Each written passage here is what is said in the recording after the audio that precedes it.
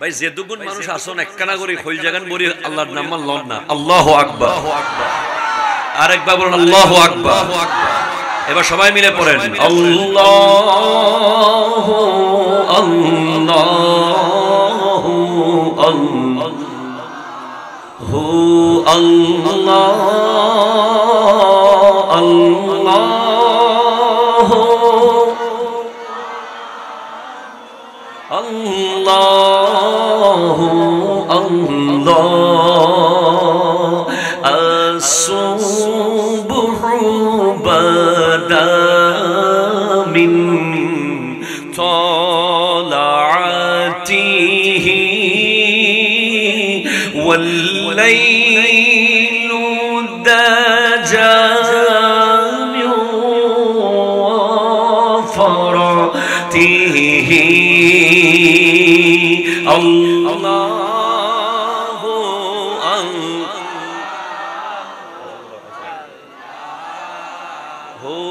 আল্লাহ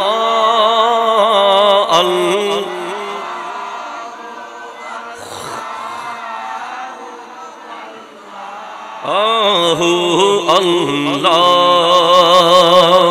কানজুল কারামি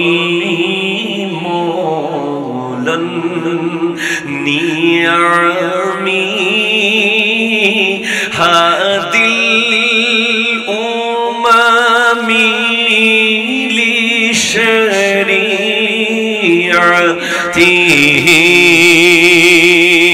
আল্লাহু আল্লাহু আল্লাহু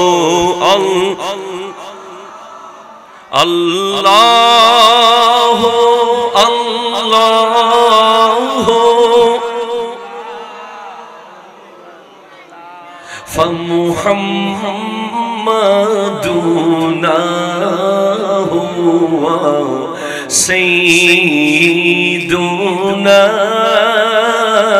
ফালইজ্জু লানা লিইজাবাতিহি আল্লাহ। আমি আমার প্রাণপ্রিয় মুর্শিদ করিম আওলাদ রসুল আল্লামা সৈয়দ মোহাম্মদ তাহের শাহ সাহেব কিবলা মুদ্দাজিল্লুহুল আলিম দোয়ার নজর এবং এ বিশ্বের যত ওলি আল্লাহ ইসলামের দাওয়াত দিয়ে আমাদেরকে মুসলমান হওয়ার সুযোগ করে দিয়ে আপন আপন রওজা পাকে শুয়ে আছেন, প্রত্যেকের দোয়ায় আল্লাহ আমাকে কালিমাতুল হক তথা সত্য কথাগুলো শুদ্ধভাবে বলার তৌফিক দান করুক। দেখুন, প্রথম প্রশ্ন হলো কি কামাচ্ছেন, কি জমাচ্ছেন?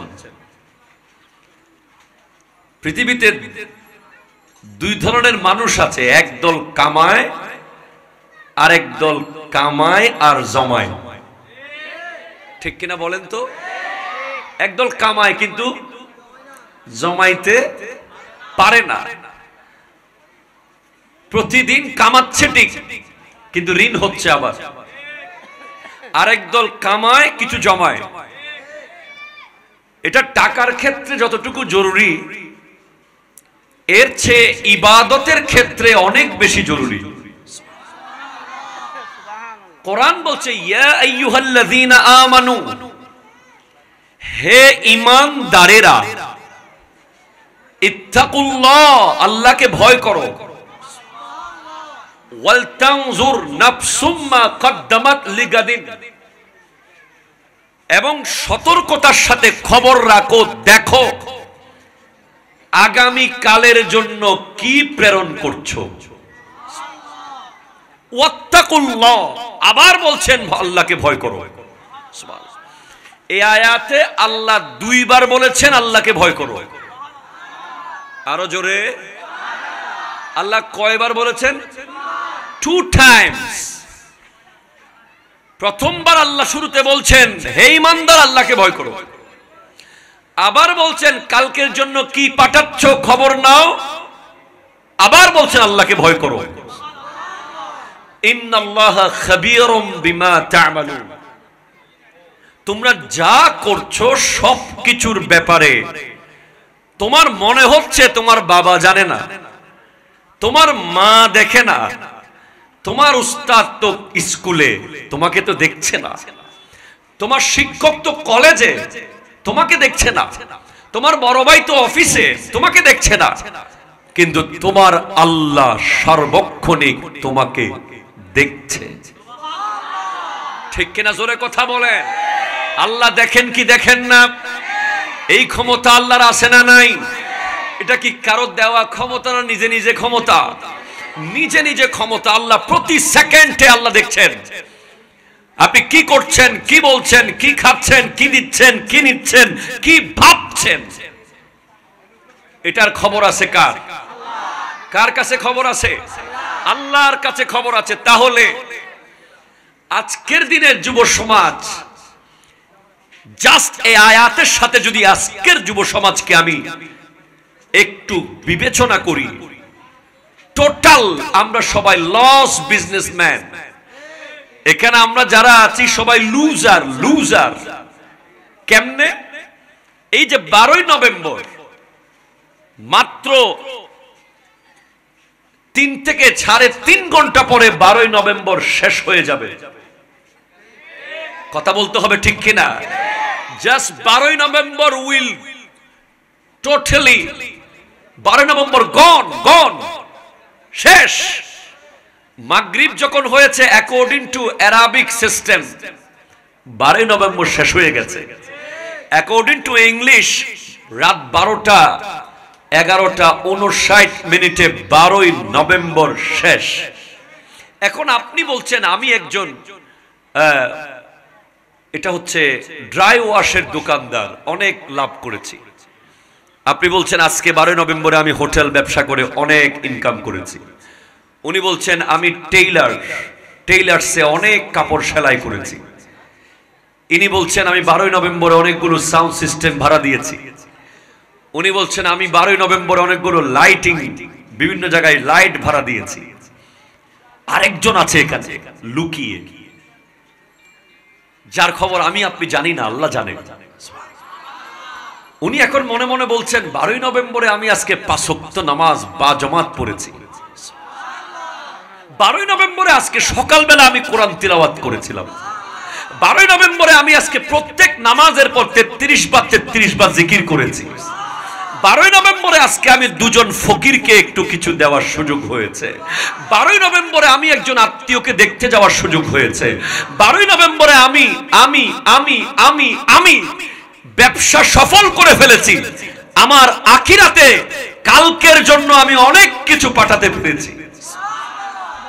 এরকম লোক আছে না নাই? এখন আপনি বলেন এই লাইনে যত দোকানদার আছে অবশ্যই ব্যবসা হালাল। ব্যবসায়ীরা যদি হালাল ব্যবসা করে, আমার নবী ইরশাদ করতেছেন তলবু কাসবিল হালালি ফরিদাতুম বাদাল ফরিদা। হালাল রুজি তালাশ করা ফরজের পরের ফরজ।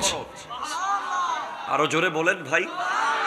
ফরজের পরের ফরজ। নামাজ যেভাবে ফরজ, রোজা যেভাবে ফরজ, হজ যেভাবে ফরজ, যাকাত যেভাবে ফরজ, তার পরের ফরজ হচ্ছে হালাল ইনকাম করা।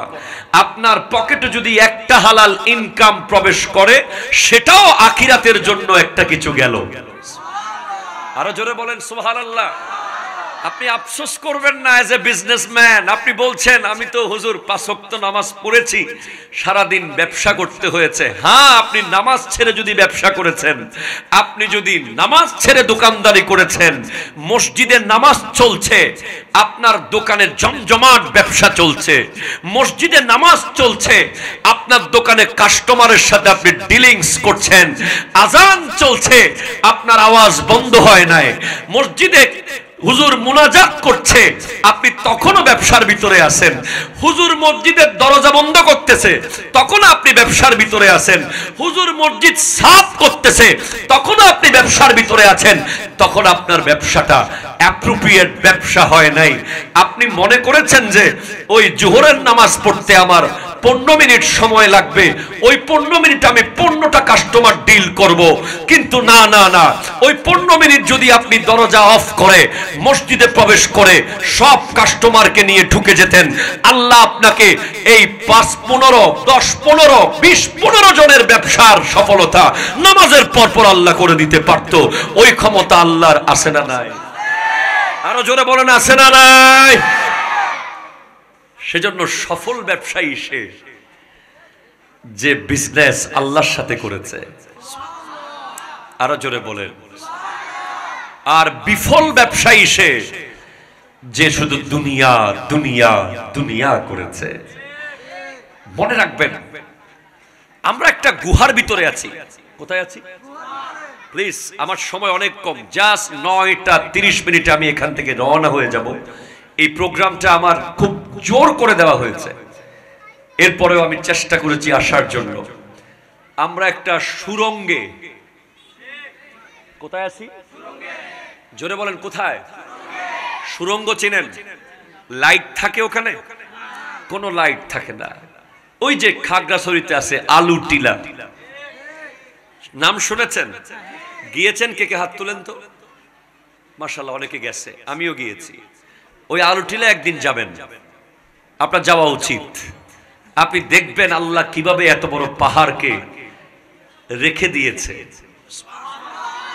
এত কিছুর পরেও সেই পাহাড় ধসে পড়ছে না। মানুষ যখন সেখানে ঢুকে কিছুক্ষণের জন্য কবরের একটা ফিল হয়, একেবারে অন্ধকার। হ্যাঁ, সময় দেখছে অনেক কাটা। কি বলেন তো? পায়ের মধ্যে অনেক কাটা লাগতেছে। তারা চিন্তা করলো এগুলো কি? অন্ধকারে তো দেখছে না। কিছু কুড়িয়ে নিয়ে পকেটে নিয়েছে, বাইরে গিয়ে আলোতে দেখবে, যাতে করে পরের কাফেলা আসলে যেন কাটা না ফুটে। তারা সৎ উদ্দেশ্যে নিয়েছে। এমনিতে ইসলামে আছে, যদি আপনি রাস্তা থেকে কাটা সরিয়ে দেন, আপনি ইমানের একটা অংশ পূরণ করলেন। এখন ওই পারে চলে গেছে তারা পকেটে নিয়ে, পরে আরেক কাফেলা যাচ্ছে, তারা কাটা ফুটতেছে কিন্তু নিচ্ছে না। বলে আমার কি দরকার, নিজেকে সেফ করে করে ওই পারে চলে গেছে। এখন যারা কুড়িয়ে নিয়েছে কয়েকটা কাটা, তারাও আফসোস করছে। যারা একটাও নেয় নাই, তারাও আফসোস করছে। কারণ যারা কুড়িয়ে নিয়েছে কয়েকটা কাটা, দেখছে ওগুলো কোনো সাধারণ কাটা না, ওগুলো এক একটা হীরার টুকরা। আরো জোরে বলেন না রে ভাই। অন্ধকারে তো হীরা চেনা যায় নাই, বাইর হয়ে পকেট থেকে যখন বের করে দেখে অনেকগুলো হীরার টুকরা। আর যারা আসার পরে দেখলো যে হাই হাই হাই, আমরা যদি একটা অন্তত নিতাম। তারা তো অনেকগুলো নিয়েছে, তারা নেওয়ার পরে আফসোস করছে আর দুইটা যদি বাড়াই নিতাম, তাহলে আরো কিছুদিন এগুলো বিক্রি করে জীবন যাপন করতে পারতাম। আর যারা একটাও নেয় নাই, তারা আফসোস করছে কাশ যদি একটা কাটা কুড়িয়ে নিতাম বা একটা পাথর নিতাম। এখন আপনি কি বুঝলেন এখান থেকে? কিয়ামতের মাঠে যারা নামাজ পড়েছে তারাও পস্তাবে, যারা নামাজ পড়ে নাই তারাও পস্তাবে, যারা পড়েছে তারা পস্তাবে। ইস, আর দুইটা রাকাত নফল যদি পড়ে নিতাম। আরো জোরে বলেন লাল ভাই। তারা পস্তাবে, যারা 5 ওয়াক্ত পড়েছে তারা পস্তাবে, কেন নফলগুলো পড়লাম না। যারা নফল পড়েছে তারা পস্তাবে, ইস রাতে 3টা পর্যন্ত সোশ্যাল মিডিয়ায় ছিলাম, 2টা রাকাত তাহাজ্জুদের নামাজ যদি পড়তাম, একটু উযু করে বাসার ভিতরে উযুখানা, কি সুন্দর ফ্যাসিলিটি। ওই গ্রামের মানুষের মতো পুকুর পাড়ে যেতে হতো না, আল্লাহর সাথে কথা বলার সুযোগ ছিল। টু টু টু আমি এক আলেমের মুখে শুনেছি, বড় সুন্দর লেগেছে আমার। যদি আমাদের ঘরানার আলেম না, উনি অন্য মতবাদের, কিন্তু ওনার এই কথাটা আমার খুব পছন্দ হয়েছে। ওনাকে একজন বলছে যে আল্লাহর কোনো মোবাইল নাম্বার আছে কিনা। উনি বলছেন হ্যাঁ আল্লাহর মোবাইল নাম্বার আছে। বলে কত? 222। উনি বললেন এই 222 কিরকম? বলে 222 হচ্ছে 2 রাকাত তাহাজ্জুদ, 2 ফোঁটা চোখের পানি। আরেকটা জানি 2 বলল, এই 3টা 2 দিয়ে উনি বুঝাই দিল আচ্ছা রাতের 2টা বাজে, রাতের 2টা বাজে 2 রাকাত নামাজ 2 ফোঁটা চোখের পানি। এই নম্বরে কল দেন, আল্লাহ আপনার সাথে কথা বলবে। আরো জোরে বলেন ভাই সুবহানাল্লাহ। আমি আমার যুবক ভাইদেরকে বলে যাচ্ছি, জয়নুল আবেদিন কাদেরী বাঁচলে দেখা হবে, মরলে আর দোয়া করে দিয়ে। শুধু আফসোস করবেন কেন? আপনি দেখবেন যে যুবকটাকে আপনি আনস্মার্ট মনে করতেন, গুরুত্ব দিতেন না, যার সাথে বন্ধুত্ব করতে লজ্জা পেতেন, যাকে আপনার ক্যাটাগরির মনে করতেন না, দেখবেন সে জান্নাতে চলে যাচ্ছে। যাকে আপনি কোনোদিন পাত্তাই দেন নাই, খ্যাত মনে করেছেন, খ্যাত, যার সাথে পাশাপাশি বসতে ইনসাল্ট ফিল করতেন, সে জান্নাতে চলে যাচ্ছে। আপনি বড় মালিক, ব্যবসায়ী, আপনার ড্রাইভার জান্নাতে চলে যাচ্ছে। দেখবেন আপনার ঘরের কাজের লোক চলে যাচ্ছে জান্নাতে, আপনি দাঁড়িয়ে আছেন। আপনি প্রশ্ন করবেন, কিরে তুই এমন কি করতি? কথা বলার সুযোগ দেবে আল্লাহ সেখানে। সে বলবে, স্যার আপনাকে সারাদিন ডিউটি করার পরে রাতে একটু 2 রাকাত তাহাজ্জুদ পড়তাম। ওই যুবক বলবে, বন্ধু নামাজ করতাম বলে তুই আমাকে পাত্তা দিতি না। অনেক যুবক সমাজে আছে না, যারা মাহফিল করে, খালি মাহফিল করে, নামাজ করে, আছে না? তাদেরকে অনেকে আবার ইনস্টল করে বলে, এই এত হুজুরগিরি দেখাস কেন? আমগো হুজুর, ও পড়েছে স্কুলে, কিন্তু তারপরও অপমান করে বলে আমগো হুজুর। ঠিক কিনা বলেন না? দেখবেন ওই নামাজ যে করেছে, আপনাকে ডেকেছে মসজিদের দিকে, আপনি যান নাই, আরে তুই যা। ইভেন আমরা মাঝে মাঝে এমনও দেখি, অনেক মানুষ অফিসের কলিগকে, অফিসের অধস্তন কর্মকর্তা যদি বলে, বস আমি একটু নামাজ পড়তে যাব, আরে তো নামাজ করিয়েন না। কথা কোন ঠিক কিনা বলেন? খুব লজ্জা, খুব দুঃখের। নামাজের মূল্য যারা বুঝে নাই পৃথিবীতে, তাদের মতো বোকা, তাদের মতো বদবখত, বদকিসমত, দুর্ভাগা, মূর্খ পৃথিবীতে নাই, যারা নামাজকে চিনে নাই।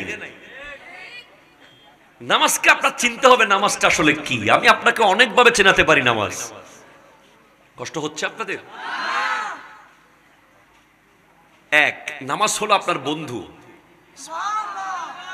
যদি আপনি নামাজকে বন্ধু মনে করতে পারেন, কিভাবে? বন্ধুর কাজ কি? আসলে বন্ধু কাকে বলে? আসল বন্ধু সে যে আপনার দুঃখের সাথী হয়। সুখের দিনে যে আপনার পাশে আছে, দুঃখের সময় যে নাই, তাকে কি আসলে বন্ধু বলা যায়? আমরা সব ধরনের বিপদ আপদে একটা মানুষকে স্মরণ করি যে আমার বন্ধু। আল্লাহ রাসূলের কাছে, আল্লাহর কাছে ফরিয়াদ করি, আল্লাহ রাসূলের কাছে দোয়া চাই, বাবা মাকে বলি, কিন্তু তারপরেও একটা আস্থার জায়গা থাকে। দোস্ত আমি তো মাদার বাড়ি আটকে গেছি, তুই কোথায় আছিস?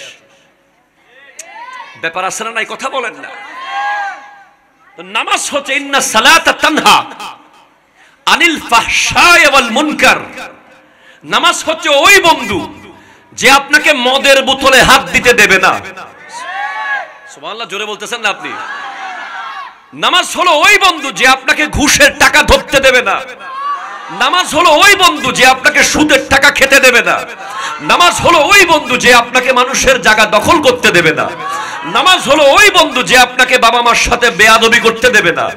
নামাজ হলো ওই বন্ধু যে আপনাকে বিনয়ী বানাবে, নম্র বানাবে, ভদ্র বানাবে, সভ্য বানাবে। কারণ আপনি জাস্ট খেয়াল করেন না, মাথা সবচেয়ে আপার লেয়ার। একজন ভাই প্লিজ হাসিয়েন না, এদিকে তাকান। এই বাচ্চা বসো, আমার দিকে তাকাও। তোমরা বুঝতে পারছো না, তোমাদেরকে এখানে ওই কমেডিয়ান বক্তা এনে দিলে তোমরা ভালো করে শুনতা। তোমাদের অভ্যাস এখন খারাপ হয়ে গেছে। ওই যে কিছু বক্তা আছে না আমাদের দেশে, ভালো মানুষ যারা একটু সুট টুট দেয় না, হাসায় কম, এদেরকে তোমরা একটু মূল্যায়ন কম করো, ঠিক না হুজুর? যারা হাসাইতে পারে নাচাইতে পারে আমার সাথে করছো ঠিক আছে, আমার ভাইয়ের সাথে করিও না। আমার ভাই সৈয়দ মোহাম্মদ মুকাররম বারী সাহেব আসলে সবাই মনোযোগ দিয়ে শুনবেন ইনশাআল্লাহ, বলেন না? দরকার আছে না নাই? আছে। খেয়াল করুন, বন্ধু সে যে আপনার দোষগুলো থেকে আপনাকে বাঁচানোর চেষ্টা করে, ঠিক কিনা বলেন? শত্রু সে যে আপনাকে বারবার দোষের দিকে ঠেলে দেয়, যে আপনাকে মোটরসাইকেল নিয়ে মেলায় নিতে চায় সে বন্ধু না, যে আপনাকে টুপি পরিয়ে মসজিদে আনতে চায় সে বন্ধু, যে আপনার হাতে বেনসন সিগারেট ধরিয়ে দেয় সে বন্ধু না, যে আপনার হাতে তসবিহ ধরিয়ে দেয় সে বন্ধু। কথা জোরে কর, ঠিক কিনা? যে আপনাকে কোন ভণ্ড পীরের দরবারে নিয়ে যায়, নামাজ নাই কিছু নাই, নাচ গান রং তামাশায় নিয়ে যায়, সে বন্ধু নয়। যে আপনাকে যুগের গৌসে জামান শেখে ফাআল আল্লামা সৈয়দ মোহাম্মদ তাহের শাহ সাহেব কিবলার মতো ওলি আল্লাহর সামনে নিয়ে যায় সে বন্ধু। কথা কোন ঠিক কিনা বলেন? যে আপনাকে ক্ষমতা পাওয়ার জন্য সংগঠন করায় সে বন্ধু না, যে আপনাকে মানবতার জন্য গাউসিয়া কমিটির মেম্বার বানায় সে বন্ধু। এটা আপনাকে বুঝতে হবে, প্রতিটা মুহূর্তে আপনাকে বুঝতে হবে আপনার কার্যক্রম আখিরাতমুখী হচ্ছে কিনা। আমি শুরুতে আয়াতে বলেছি, আপনার প্রতিদিন রাতে আপনাকে হিসাবের খাতা নিতে হবে যে আমি আগামী কালের জন্য কি পাঠালাম। আপনার ব্যাংকে 1 টাকা না থাকুক কোনো দুঃখ নেই, সোনালী ব্যাংক, রূপালী ব্যাংক, শেফালী ব্যাংক, যত ব্যাংক আছে, কথা কোন ঠিক কিনা বলেন? আপনার ব্যাংকে যদি কোনো টাকা না থাকে এতে কোনো আফসোস নাই। পৃথিবীর কোন বড় ওলি আল্লাহর ব্যাংকে টাকা ছিল না, অ্যাকাউন্টই ছিল না। আলহামদুলিল্লাহ আমরাও আপনাদেরকে এগুলো গর্বের সাথে এজন্য বলতে পারি, নিজে আমল করি বলে। আপনারা আমাদেরকে যে টাকা দেন, মাদ্রাসা করি, এতিমখানা করি, মসজিদ করতেছি, এখান থেকে ডাইরেক্ট সেখানে যাবে। এই ব্যাংকে সর্বোচ্চ খুঁজে খুঁজে দেখলে 1 লাখ 2 লাখ টাকা থাকতে পারে, এগুলো হচ্ছে স্যালারি ট্যালারি ঢুকে মাদ্রাসার। এই কারণ কি হবে? ব্যাংকে লক্ষ টাকা না থাকলে আফসোস নাই, কিন্তু আখিরাতের ব্যাংকে যেন থাকে, ঠিক কিনা জোরে বলেন না? আখিরাতের ব্যাংক। ওই যে মসজিদে যখন জুমার দিন আপনার সামনে একটা বাক্স যায়, আছে না? এটা মসজিদ না? এটা মসজিদ তো। এখানে জুমার দিন একটা সামনে দিয়ে বাক্স যায় না পট? এখানে আছে সিস্টেম। একেবারে সেরা 10 টাকা যেটা হোটেলে নেয় নাই, চা খাওয়ার পরে রুটি দিয়ে খাওয়ার পরে যেটা হোটেলে নেয় নাই, ওইটা টেম্পুওয়ালাও নেয় নাই, ওইটা বাসওয়ালাও নেয় নাই, ওটা ঢুকাই দিলেন। আর ওই বড় বড় ব্যাংকের অ্যাকাউন্টে গিয়ে বান্ডিলে বান্ডিলে ঢুকাইলেন। আপনি তো বিজনেস জানেন না। আপনি যদি ভালো ব্যবসায়ী হতেন, বুঝের ব্যবসায়ী হতেন, চালাক ব্যবসায়ী হতেন, আপনি জুমার দিন কচকচে একটা 500 টাকার নোট মিনিমাম নিয়ে যেতেন, ঠিক কিনা বলেন না? এবং দেওয়ার সময় বলতেন আল্লাহর ব্যাংকে দিলাম, এটা নগদে কালকে পেতেন। এখন দেখতেছেন না বাংলাদেশে বহুত ব্যাংক দেউলিয়া হয়ে যাচ্ছে, উল্টাপাল্টা হয়ে যাচ্ছে। বারবার আমাদেরকে মানুষ টেনশন দেয়, হুজুর টিয়াটু ওতালি লিখে ফেলেই। আমরা বলছি ভাই টাকা পয়সা আমাদের নাই, আপনাদের থাকতে পারে, থাকলে নিয়ে ফেলেন। কোন সময় পালিয়ে যায়। তো আমাদের নাইও, টেনশনও নাই। যাদের আসে তাদের টেনশন বেশি, রাত্রে ঘুম নাই, ঠিক কিনা বলেন? কোন সময় সকালে ঘুম থেকে উঠে নিউজ পেপারে আসতেছে অমুক ব্যাংক নাই। সেজন্য আমাদের আফসোস নাই। আমাদের আফসোস তখন থাকবে যদি আমি আজকে ফজরের নামাজটা না পড়তাম, এর চেয়ে বড় আফসোস আর থাকতো না। আমাদের যুবক ভাইরা কি করে, মোবাইল ফোনের একটু কারেন্ট চলে গেলে চার্জ দিতে না পারলে এত আফসোস, কারেন্ট কখন আসবে, কারেন্ট কখন আসবে, আরে আইফোন বন্ধ হয়ে গেছে, আরে অমুকের কমেন্টে রিপ্লাই দিতে পারতেছি না, আরে হোয়াটসঅ্যাপে মেসেজ এসে পড়ে যাচ্ছে, কিন্তু নামাজ যে চলে গেছে কোনো আফসোস নাই। মোবাইলের চার্জ চলে গেছে এটার জন্য যে আফসোস, এর 2% আফসোস যদি নামাজ চলে গেছে এই জন্য করত, তাহলে আজকের যুব সমাজ স্বর্ণালী যুব সমাজ হতো। ঠিক কিনা বলেন না? তাহলে নামাজ হলো ফ্রেন্ড, বন্ধু, এবং নামাজ হলো বডিগার্ড। আমি আমার প্রায় বক্তব্যে বলেছি, এবং আমার ওই বক্তব্যের শত শত কমেন্ট এসেছে আমার অফিসিয়াল পেজে। নামাজ যে অনেক মানুষকে গার্ড দিয়েছে, এমন এমন অ্যাক্সিডেন্টের কমেন্ট ওখানে এসেছে যারা মৃত্যু নিশ্চিত, কিন্তু নামাজ পড়ে রাস্তায় নেমেছিল, গাড়ি চুরমার হয়ে গেছে, মানুষের গায়ে একটু চুল ছিঁড়ে নাই। আমার সাথে সেটা হয়েছে। আমি যে অ্যাক্সিডেন্ট করেছিলাম আপনারা জানেন, আল্লাহর মেহেরবানিতে আমি সর্বোচ্চ চেষ্টা করি, আল্লাহ তাআলা তৌফিক দিলে আমাদের কি যোগ্যতা আছে, নামাজটা যেন পড়ে বের হই, উঠি গাড়িতে। মনে রাখবেন, যেখানেই টাইম হবে গাড়িতে চলাকালীন সময়ে, সফরে থাকাকালীন সময়ে নামাজের টাইম হয়েছে, 1 সেকেন্ড দেরি করবেন না। এটা যদি গ্রিন লাইন ডবল ডেকারও হয়, যেখানে 39 জন এলিট পারসন ঘুমাচ্ছে, আপনি হুজুর মানুষ নামাজ পড়তে চাচ্ছেন, আপনার একটু একটু আনইজি লাগতে পারে, আমি কেমনে বলবো গাড়ি থামাইতে? হ্যাঁ, আপনাকেই বলতে হবে, এটা একটা বড় জিহাদ। ঠিক কিনা বলেন? আপনি জাস্ট দাঁড়িয়ে গিয়ে বলবেন, driver stop the bus, I have to pray. Driver সাহেব বাস থামান, আমাকে নামাজ পড়তে হবে। কারণ আপনার নামাজ গোটা 39 জন যাত্রীর জীবন সেভ করে ফেলতে পারে। আপনি একজন নামাজ পড়েছেন, এখন আপনি একজনকে সেভ করতে গিয়ে, গার্ড দিতে গিয়ে আল্লাহর পক্ষ থেকে বাকিরাও সেভ হয়ে গেল। এজন্য আমরা অনেক সময় কি ভুল করি, একটু সামনে পেট্রোল পাম্পে তেল নেব, তারপর নামাজটা পড়ে নেব। একটু সামনে গেলে গ্যাস পাম্প আসতেছে, গ্যাস পাম্পে গেলে গ্যাসও নেব, নামাজটাও পড়ে নেব। এরকম অহরহ ঘটনা আছে। 10 মিনিট পরে গ্যাস পাম্প আসতো, 9 মিনিটের মাথায় মারা গেছে অ্যাক্সিডেন্ট করে। যাওয়ার পরে কবরে একটা আফসোস থেকে যাবে, ইস, আরেক ওয়াক্ত নামাজ তো সাথে আনতে পারতাম। ঠিক কিনা বলেন না?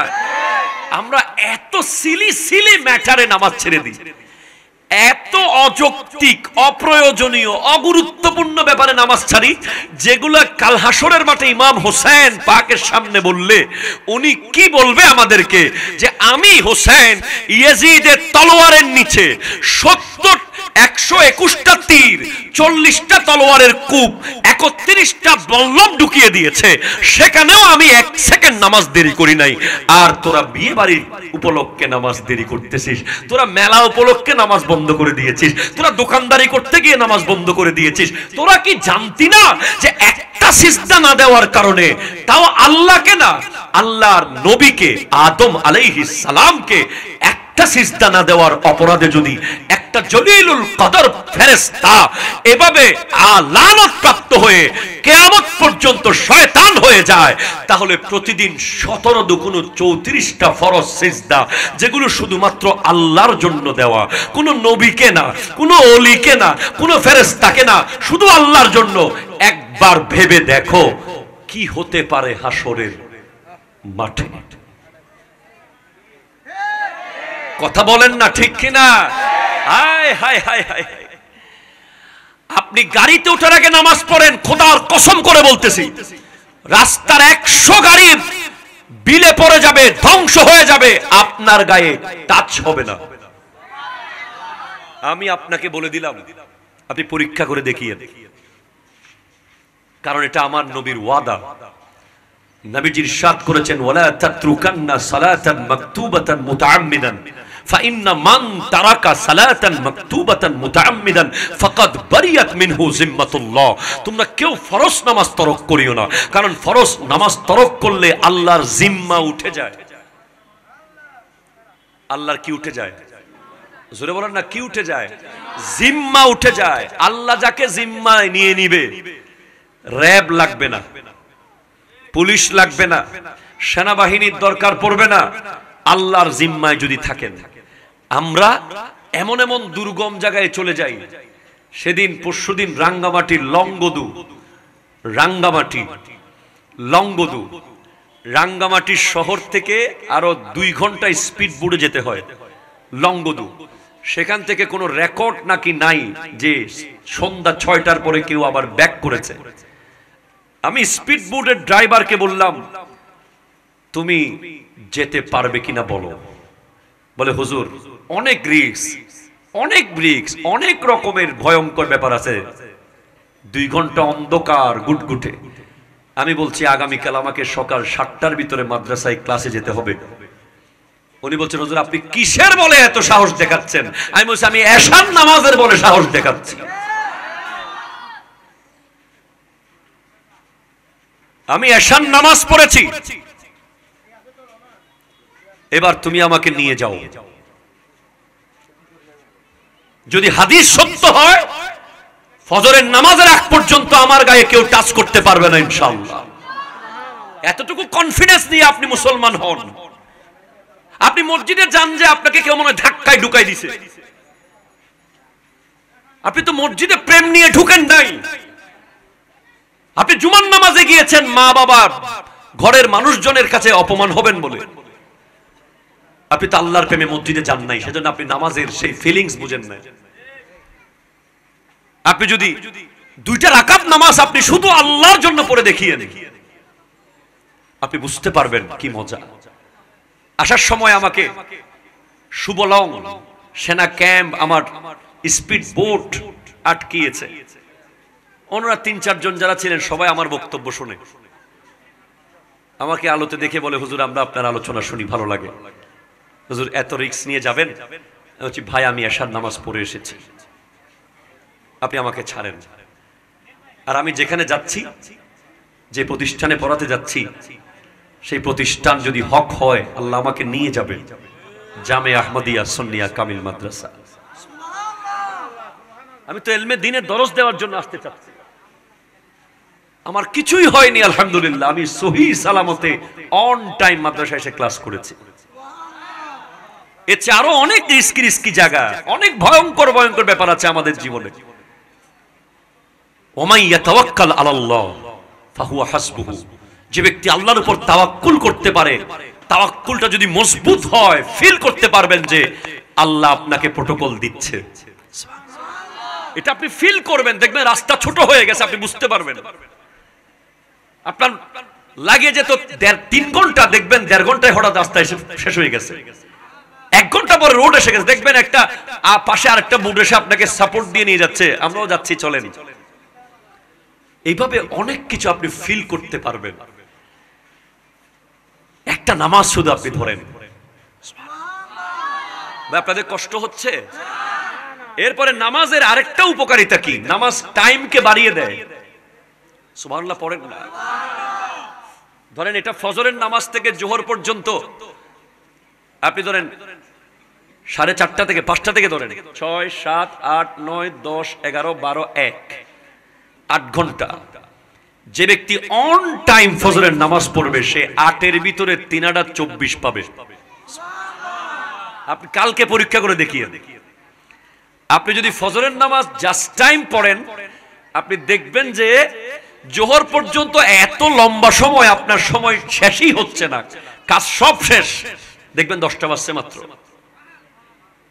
আর আপনি যদি ফজরের নামাজ না পড়ে 8টা, 9টা, 10টার দিকে ঘুম থেকে ওঠেন, দেখবেন 8 ঘন্টা সময় আপনি 2 ঘন্টা হয়ে গেছে। হ্যাঁ ভালো আছে। 8 ঘন্টা সময় ক ঘন্টা হয়ে গেছে? 2 ঘন্টা। চোখের ফেরাতেই দেখবেন জোহরের আজান দিচ্ছে, আপনি কেন গোসলও করতে পারেন নাই। এবার জোহরের নামাজ আপনি যদি অন টাইম না পড়েন, দেখবেন দুপুরে খাইতেই আসর হয়ে গেছে।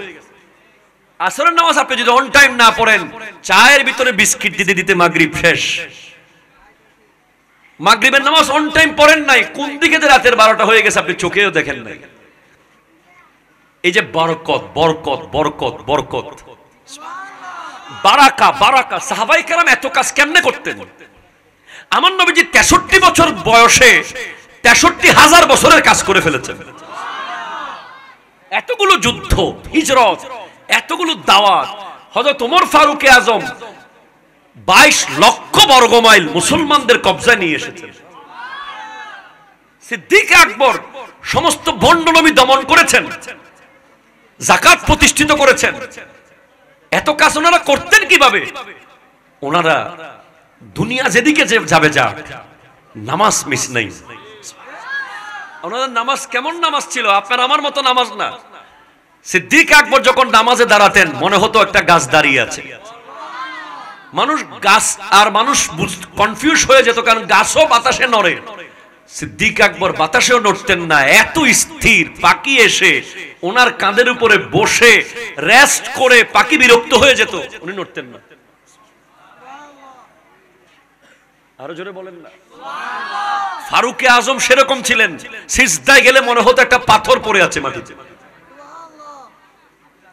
ওসমান যুন্নুরাইন রাদিয়াল্লাহু তাআলা সেভাবে নামাজ পড়তেন।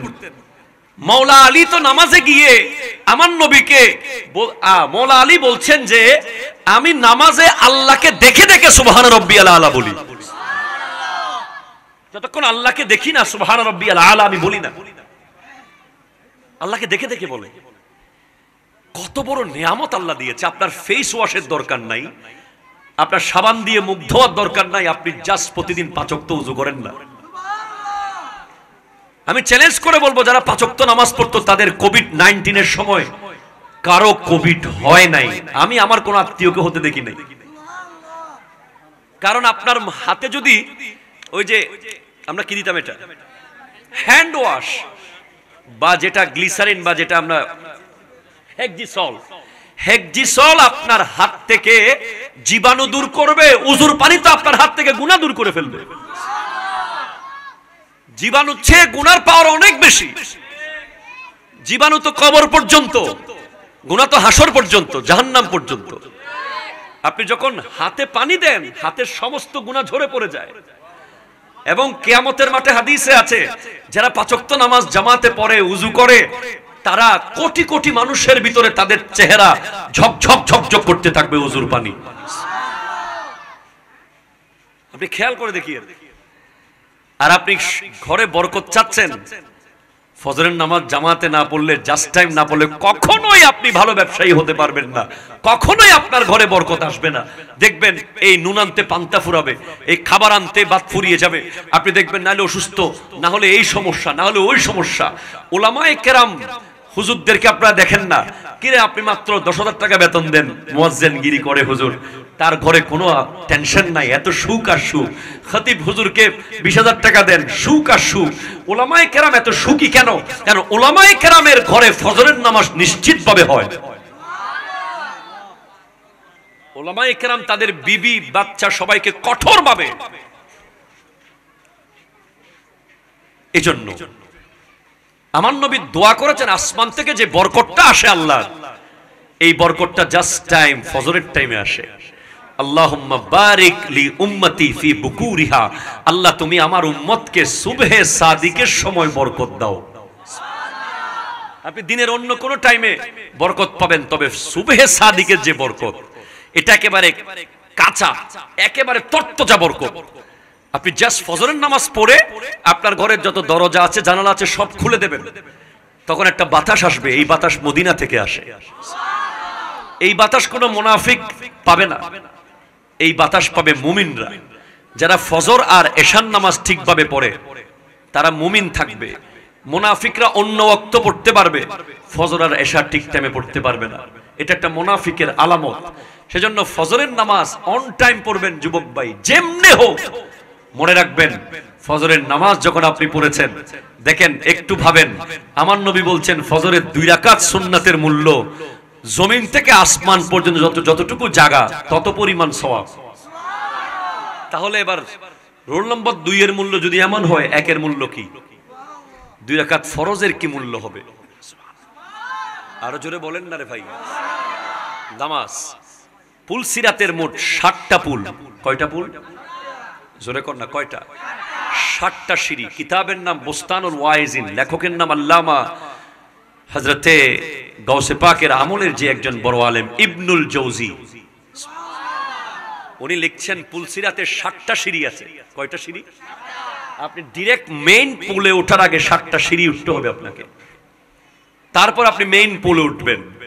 7টা সিঁড়ির মধ্যে প্রথম সিঁড়ি হচ্ছে নামাজের সিঁড়ি। আপনি প্রথম সিঁড়িতে যখন পা রাখবেন, আপনার গোটা জীবনের প্রতিটা ওয়াক্তের নামাজের হিসাব আপনাকে ওই সিঁড়িতে দাঁড়িয়ে দিতে হবে।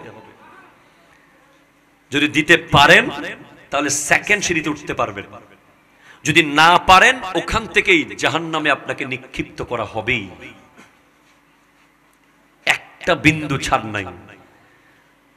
আল্লাহ বলবে তোর অফিসের টাইমে 1 মিনিট মিস করস নাই কোনোদিন, যতই ব্যস্ততা থাকুক, বাপ মরে গেছে তারপরেও তুই জাস্ট টাইম 8টায় অফিস কল গিয়ে ফিঙ্গার দিয়ে দিয়েছিস, আমি আল্লাহ তোকে ডেকেছিলাম। আমি আল্লাহ ফেরেশতাদেরকে লিখতে দিই নাই, ফেরেশতা ফজরে আসে নাই, আচ্ছা দাঁড়া একটু লেখো না, জোহরে হয়তো এসে যাবে। তুই জোহরে আসস নাই, আমি স্টপ রেখেছি, হয়তো আসরে আসবে। তুই আসরে আসস নাই, আমি স্টপ রেখেছি, হয়তো মাগরিবে আসবে। তুই মাগরিবে আসস নাই, আমি দয়া করে তোর সেই গুনাহ লিখতে দিই নাই, হয়তো এশায় চলে আসবে। তুই আসলি না, তুই আসতি নিজের জন্য আসতি। আমি আল্লাহ তো তোকে বলেছি তুই আমার জন্য 1 ইঞ্চি নাম, আমার জন্য একটু নাম, আমি তোর জন্য। আমার আল্লাহ, আমরা একটু গেলে আল্লাহ আরো দ্রুত আসে। যে ব্যক্তি আল্লাহর জন্য 1 ইঞ্চি যায়, আল্লাহ তার জন্য 1 হাত আসে।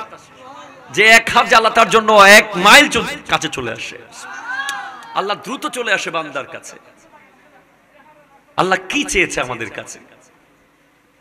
এত নেয়ামত দেওয়ার পরে আহা, এই তো এই মাত্র দেখেন 3 ঘন্টা আগে যমুনা টেলিভিশনের একটা নিউজ, মাত্র 500 টাকার জন্য মাকে হত্যা করেছে। এইগুলো কেন হয় জানেন? একটা মানুষ যখন নামাজ পড়ে না, সিজদা করে না, সিজদা হচ্ছে এমন এক জায়গা যেটা আপনার হৃদয়কে নরম করবে। আপনি পৃথিবীর অন্য কিছু দিয়ে মন নরম করতে পারবেন না। একটা হলো সিজদা আর চোখের পানি। আপনি যত বেশি সিজদাতে লম্বা করবেন, তত আপনার পাথর হৃদয় গলে যাবে।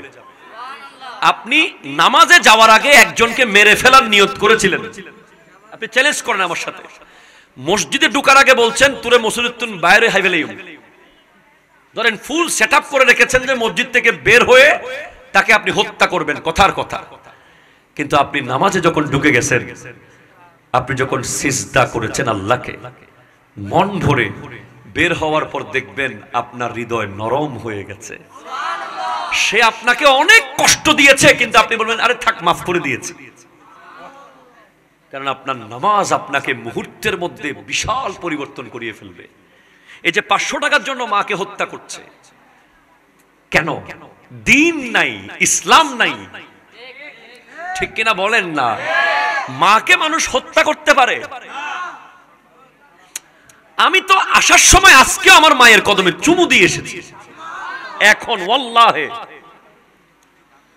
মাকে মানুষ হত্যা করতে পারে, যেখানে আমরা মায়ের দিকে চোখ বড় করে তাকানোর দুঃসাহস দেখাতে পারবো না, সেখানে মাকে আবার হত্যাও করা যায়। ইন্না লিল্লাহি ওয়া ইন্না ইলাইহি রাজিউন। কে মাটা? কে আপনি জানেন মা কে? মা হচ্ছে জান্নাতের দরজার চৌকট। জান্নাতের দরজার চৌকটকে আপনি হত্যা করেছেন। মাকে আফসোস, একটু আগে বলছিলাম একজনকে, একটা মানুষ ফোন করে বলতেছিল যে সন্তানরা মাকে নাকি ওষুধ কিনে দিচ্ছে না। আপনি অবাক হবেন, একটা মা 10টা ছেলে পালতে পারে, আর 10টা ভাই মিলে একটা মাকে পালতে পারে না। ঠিক কিনা জোরে বলেন? এমন এক সমাজে আছি। রিসেন্টলি এই আজকে একটু আগে কথা বলছিলাম যে তারা কয়েকজন ভাই আছে, মায়ের ওষুধ কে কিনে দেবে এটা নিয়ে যুদ্ধ চলতেছে। মায়ের ওষুধ কে কিনে দিবে এটা নিয়ে চলছে দ্বন্দ্ব। তো আমি সমাধান দিয়ে এসেছি, বুঝিয়ে এসেছি। মা যদি কোনো মতে বাঁচিয়ে রাখতে পারেন নসিব। আপনি বিল গেটসের চেয়েও পয়সাওয়ালা, আপনি ইলন মাস্কের চেয়েও পয়সাওয়ালা বেশি, আপনি ওয়ার্ল্ডের সবচেয়ে বড় পয়সাওয়ালা যারা আছে, যাদের নাম সব সময় দেখেন ওয়ার্ল্ডের 10 জন পয়সাওয়ালা, 20 জন সেরা পয়সাওয়ালা, তাদের চেয়ে আরো বড় পয়সাওয়ালা আপনি যদি আপনার মা বেঁচে থাকে, এর চেয়ে আরো বড় পয়সাওয়ালা আপনি যদি সাথে বাবাও বেঁচে থাকে। যার কাছে বাপ আর মা আছে সে নিজেকে যেন মনে করে আমি বিল গেটসের চেয়ে বড়, কারণ বিল গেটসের কাছে কোটি টাকা আছে, বাপ মা কিন্তু নাই। কথা বুঝেন না মনে হয় আপনি? সেজন্য আমি আপনাকে বলছি, নামাজ যারা পড়বে তাদের দিল কখনো পাথর হবে না। যারা নামাজে সিজদায় পড়ে থাকবে, একটু পড়ে থেকে দেখিয়ে, কালকে শুধু 2টা রাকাত নামাজ পড়িয়েন। আমি জয়নুল আবেদিনের এতক্ষণের কষ্টের বিনিময়ে 2টা রাকাত নামাজ পড়বেন ফিল করে করে। আল্লাহু আকবার বলে যখন নিয়ত বাঁধবেন, নিয়ত করবেন, তখন মনে করবেন পৃথিবীতে আল্লাহ আর আপনি ছাড়া আর কেউ নাই। আল্লাহ আর আপনি ছাড়া আর কেউ নাই মনে করে সিজদা করবেন। এক, নামাজের নিয়ত করবেন। 2, নামাজে যখন দাঁড়াবেন মনে করবেন আপনি পুলসিরাতের উপরে দাঁড়িয়েছেন। কিসের উপরে দাঁড়িয়েছেন?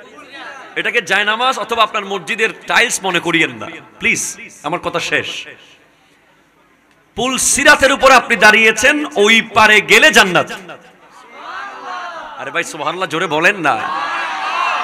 শয়তান কিন্তু এত সিরিয়াস থাকবে আপনাকে, কোনো মতে দেখবেন ছট করে মনটা নিয়ে গেছে বাজারে, ছট করে আপনার মাইন্ড নিয়ে চলে যাবে ফেসবুকে, ছট করে নিয়ে যাবে ওইখানে সেইখানে। নামাজের ভিতর থেকে সবচেয়ে দ্রুত মন সরে যায়, আপনি খেয়াল করিয়েন। এজন্য আপনি মনে করবেন যে আমি পুলসিরাতের উপরে আছি। পুলসিরাতে কি একটু এদিক সেদিক মন দেওয়া যাবে? ধরেন একটা সাপোজ একটা বাঁশের সাঁকু, কি বলেন তো, বাঁশের সাঁকু চিনেন তো? অনেক জায়গায় আছে না বিলে একটা বাঁশের উপর দিয়ে আপনাকে যেতে হবে, কোনো ধরনই নাই, তখন আপনাকে ফুল কনসেন্ট্রেট কদম রাখতে হবে, খুব হিসেব করে যাতে পড়ে না যান।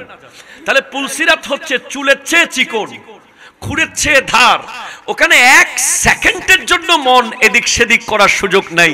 তাহলে আপনি মনে করেন যে জায়নামাজটাও সেরকম। ওই জায়নামাজে আপনি যখন দাঁড়িয়ে গেছেন, সালাম ফেরানোর আগ পর্যন্ত 1 চুল যদি অন্যদিকে মন না দিয়ে শেষ করতে পারেন তো আপনি জান্নাতে ঢুকে গেলেন।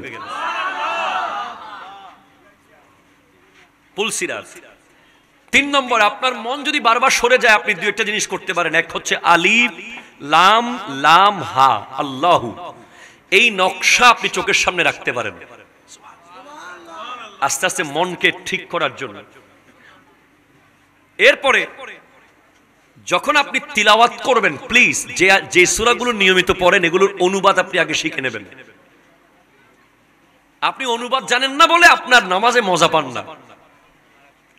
আপনি যদি নামাজের মধ্যে যখন আপনি বলছেন আলহামদুলিল্লাহি রাব্বিল আলামিন, তখন আপনার ভিতরে কি হচ্ছে অনুবাদ জানার কারণে? সমস্ত প্রশংসা আমার আল্লাহর। হ্যাঁ, আর রহমানির রহিম, হ্যাঁ আমার আল্লাহই তো পরম করুণাময়, না হলে আমার মতো ব্যক্তিকে আল্লাহ এত এত সুখে রেখেছে। উনি তো দয়ালু, হ্যাঁ উনি হাসরের মাঠে আমাকে মাফ করবেন। মালিকি ইয়াউমিদ্দিন, আমার আল্লাহই তো বিচার দিবসের মালিক। ইয়াকা না'বুদু ওয়া ইয়াকা নাস্তাঈন, আল্লাহ আমি তোমার ইবাদত করি, তোমার কাছেই সাহায্য চাই। আল্লাহ তুমি আমাকে অন্য কারো কাছে নিও না। আল্লাহ, অনেক মানুষ জানে না ওয়া ইয়াকা নাস্তাঈন মানে কি, তাই তো সে এইদার সেইদার ওইদার মুকাফিক কি হয়। যারা জানে তারা বলে তখন মনে মনে, হ্যাঁ আল্লাহ তোমার কাছে চাচ্ছি, অন্য কারো কাছে নিও না। ইহদিনাস সিরাতাল মুস্তাকিম, চালাও সে পথে যে পথে তোমার প্রিয়জন গেছে চলি। আমাদেরকে হেদায়েতের রাস্তা দেখাও। সুবহানাল্লাহ, জোরে বলেন না। সিরাতাল্লাযীনা আন'আমতা আলাইহিম, ওই পথ যে পথে তোমার নিয়ামত প্রাপ্ত বান্দারা গেছে। গায়রিল মাগদুবি আলাইহিম ওয়ালাদ-দাল্লিন।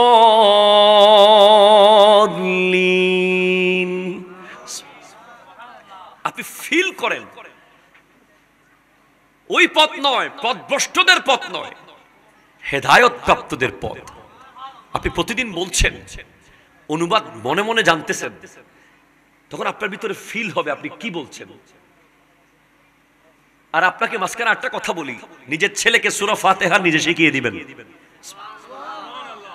হুজুর থেকে আপনি আগে শিখে নেবেন, পরে ছেলেকে সূরা ফাতিহা শিখিয়ে দিবেন, যাতে করে সূরা ফাতিহা আজীবন ছেলে পড়বে, আপনি সদকায়ে জারিয়া সওয়াব পাবেন। এরপর আপনি পড়ছেন এবার আলাম তারা কাইফা ফাআলা রাব্বুকা বিআসহাবিল ফিল। হাবিব, আপনি কি দেখেননি হাতিওয়ালাদের সাথে আল্লাহ কি করেছে? তখন আপনার ভিতরে আসবে, হাই রে আল্লাহ, আব্রাহা বাদশা এত অহংকারী, তাকে আল্লাহ একটা ছোট্ট চনাবুটের দানার মতো, দানার সমান পাথর দিয়ে তার হাতি সহ জমিনে গেড়ে ফেলেছে, আমি কি অহংকার করতেছি। তখন আপনার ভিতর থেকে অহংকার রিডিউস হয়ে যাবে,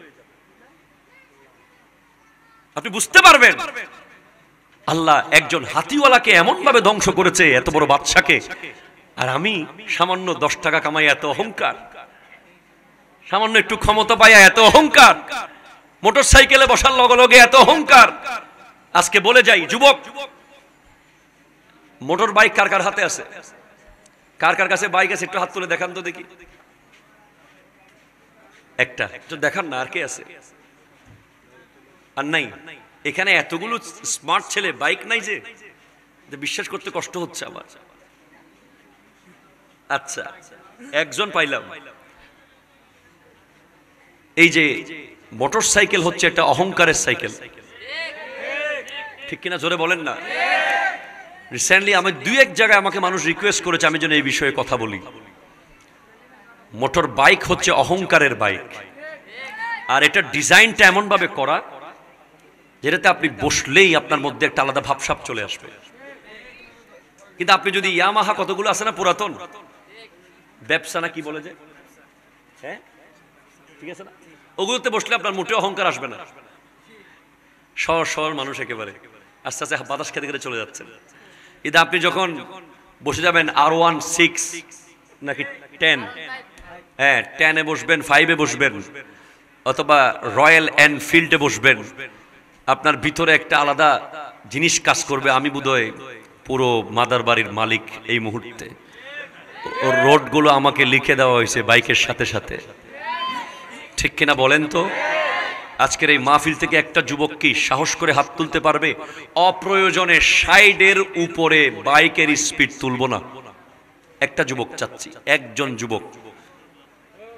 একটু আমার কাছে আসেন, বুকের সাথে আসেন, এখানে আসেন। সারা দুনিয়ার আইডল আপনি, মারহাবা জোরে বলেন। কি নাম আপনার? Mohammad Arif. Looking so smart, চুলগুলো সামনে সোজা হয়ে যাবে ইনশাআল্লাহ, দাড়ির সাথে মাশাআল্লাহ। আমার ভাই ওয়াদা করেছে যে অপ্রয়োজনে, হ্যাঁ কোনো জরুরি রোগী, কোন একটা বিষয় পৌঁছাতে হচ্ছে দ্রুত, এখন আমরা বাইক 80-90 তুলি, কখন এই আর রেস দেহ না, একটা মানুষ গেছে আপনার সামনে দিয়ে, আপনাকেও এখন দেখাইতেই হবে রেস। এটার জন্য আপনাকে আল্লাহ বানাই নাই। আপনি রেস দেখালে তাহাজ্জুদে দেখান, কথা জোরে বলেন না ঠিক কিনা? আপনি রেস দেখালে ফজরের নামাজে এসে রেস দেখান। আপনার বন্ধুকে দেখিয়ে দেন, তুই তো ঘুমেছিলি বেটা, আমি ফজরের জামাতে পড়েছি বেটা। সে যদি বলে আমিও পড়েছি, তখন বলবেন আমি জোহর পড়ে দেখাবো জামাতে। সে যদি বলে আমি জোহরও পড়েছি, আপনি বলবেন আমি আসর পড়ে দেখাবো তোকে। আসরও পড়েছে, আপনি মাগরিব এশা পড়বেন, সে বলে আমি এশাও পড়েছি, আপনি তাহাজ্জুদ পড়বেন, সে বলে আমি তাহাজ্জুদ পড়েছি, আপনি সেহরিকে রোজা রেখে দিবেন পরের দিন। রেস হবে সেখানে, ঠিক কিনা কথা বলেন? মোটর বাইকের রেস দেখিয়ে জীবন শেষ করে দিয়ে কোনো লাভ নাই। এই জীবনের অনেক মূল্য, এই এক একটা মিনিটের কোটি কোটি টাকার মূল্য। একটা মিনিট তোমাকে আল্লাহ বাঁচিয়ে রেখেছে যাতে তুমি আল্লাহর কাছাকাছি আসতে পারো। আল্লাহ পাক আমাদেরকে বোঝার তৌফিক দান করুক। অপ্রয়োজনে 60 এর উপরে বাইকের রেস তোলার দরকার, সর্বোচ্চ 60। 61-তে উঠবে, দেখবেন আমি সামনে দাঁড়ায় আছি। কথা বুঝেন নাই মনে হয়? অপ্রয়োজনে যদি 61 তুলেন, আর কোন নারীকে মোটরসাইকেলে যদি নিতে হয় অত্যন্ত পর্দানশীল ভাবে নেবেন। এজন্য কিয়ামতের মাঠে আপনাদেরকে যথেষ্ট শাস্তির আওতায় আসতে হবে। আপনি বাইকে একটা বেগানা নারীকে নিয়েছেন, তার চুল খোলা, সে বসেছে পুরুষের মতো, একটা নির্লজ্জতা বেহায়াপনা ছড়াতে ছড়াতে আপনি যাচ্ছেন। ঠিক কিনা কথা বলেন না?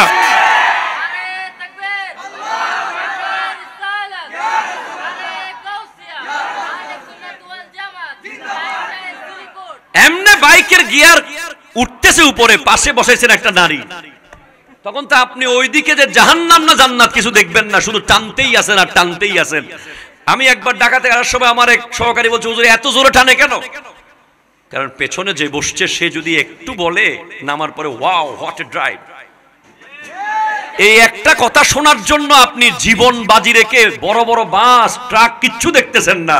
আর আপনি আল্লাহর কিয়ামতের মাঠে আমার নবী যেন বলে, আল্লাহ এই তো আমার উম্মত, হ্যাঁ এটাই তো আমার উম্মত, মাদার বাড়ির যুবক, সে আমি নবীর মুহাব্বতে ইহুদিদের মতো চুল কাটা, ছেঁড়া জিন্সের প্যান্ট পরা, 3/4 প্যান্ট পরা, মোটরসাইকেল স্পিডে চালানো, সব ধরনের বেহায়াপনা বাদ দিয়েছে আমি নবীর জন্য। আল্লাহ হ্যাঁ তাকে আমি শাফাত করছি, তাকে জান্নাত দিয়ে দাও। নবী কি বলবে সেটা দেখেন, গার্লফ্রেন্ড কি বলবে সেটা দেখার দরকার।